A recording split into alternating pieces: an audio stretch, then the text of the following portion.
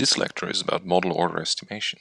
If you form an estimate of the one-step prediction using the maximum likelihood parameters and then compute the difference between the actually observed values and your predictions, sum them up and square it, you get an estimate of the variance for that model order. So if we assume that we have a model with 3 unknown parameters, what happens if I design a model that just has a single one? Well, obviously I'm not able to describe the model perfectly, and therefore in the noiseless case I will still have quite a bit of variance left that I was unexplained. If I have 2 parameters, I will still not explain the full thing. I will explain a lot more, but I will not explain the signal fully, and therefore I will still have quite a bit of variance left. However, if I use 3 parameters to describe my model and my maximum likelihood estimate is accurate, I will have no error whatsoever in the noiseless case. And if I have 4, I will still have no error, and 5, and so forth. That means if I compute the variance of the one-step residual, I can see what the model order is by just looking at when the residual variance is going to 0. Obviously, this is not going to be the case if I have something with noise. If I have a measurement with noise, what happens if I come to model order 3 is that I will have something still here. So if I say this, I did the same experiment with noise, I will have a little bit more here, I will have a little bit more here, I will have a little bit more here, I will have a little bit more here, and a little bit more here. I will not explain my signal fully. If I were to draw this in log domain, it will look something like this. Now, is this the correct model order? Or this correct model order? Or this the correct model order? If you add more model parameters, you will start describing the noise more and more. You can think of it this way. If you have as many parameters as you have measurements, you can describe the data perfectly. I mean, there will be no noise whatsoever. You just select each parameters to each of the variables you have measured. So there will be no differences between your model, which is then basically just your data, and your observation. As you can imagine, that will not work very well if you try to use that for prediction. So we want to find a model that is compact and represent the data well, and is also able to predict the data that it hasn't seen. So I cannot select the model order as the one that minimizes the sum of the square residual, because that will be the same number of data points as I have in my model than as I have measurements. This is not going to be realistic. So in some sense I have to restrict it. And the way I do that is that I add a penalty. I want to add something that penalizes an increase in model order. So I want to make you pay. If you want to increase the model order, yes, you can do that, but you want to make sure that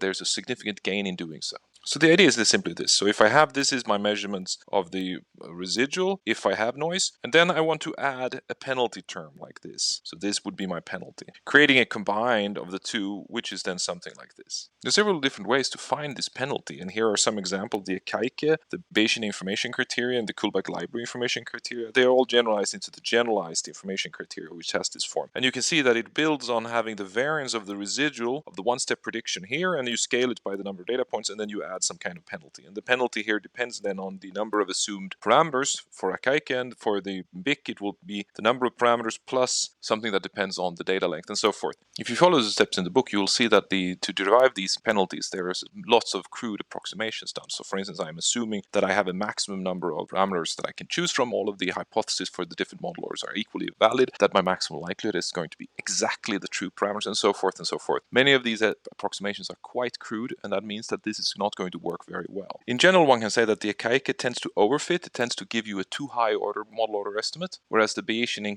information criteria is consistent. So if you just have enough data, it will give you the correct estimate, but in finite amount of data, it will tend to underfit, meaning that it will tend to give you too low order. That actually means that if you combine the Akaike and the BIC and look at both of them, one of them tend to give too much and one tend to be too little. So you can sort of look in between and see what that seems to indicate. Another very popular criteria, mainly because it is the one that's used in MATLAB, is the so-called final prediction errors, which is based on a similar principle, but you compute the residual of the one-step prediction and you scale it, but the scaling then is slightly different. So it's a multiplicative scaling instead that is used. This is an example of what it can look like. So this is an AR4. So you can see that I have a set of different model order selection criteria, and they all tend to give the minimum at the correct order, which is 4. For higher orders, you penalize, meaning that the cost is too high to add another parameter, so you don't want to do that. Whereas if you pick the model order too low, you see that you have a much higher error, so it's clear to you that you should have an increased model order. I can extend this to models such as the ARMA, which depends then on P plus Q unknown parameters. So that means that my unknown number of parameters is P plus Q, we call it L. And you basically just replace the unknown number, which was L before, with P plus Q like this. If I pick the Akaike, I will get a ball in 2D like this, and I will find the minimum, and I'll say this is my estimated P hat, Q hat. It's very important to note that model order estimation is difficult, especially if you have limited amount of data. There are no reliable algorithms, and all the estimates you can get from all of these different kinds of algorithms are going to be quite crude and pretty bad. So unless you have a very large amount of data, you shouldn't trust your estimates at all. Basically, you can see them as indications of what seems to be a reasonable ballpark order of your model, but you should not trust them. So for instance, to use a loop and go over different model order sizes and just pick the model order that minimize the FPE that some people tend to do is a really bad idea, because you will tend to get a very flat cost function, something like this when you add parameters for this model, and then you will pick this one because that seems to be the one that your FPE whatever tend to pick. That's a really bad idea. So do not rely on your model order estimates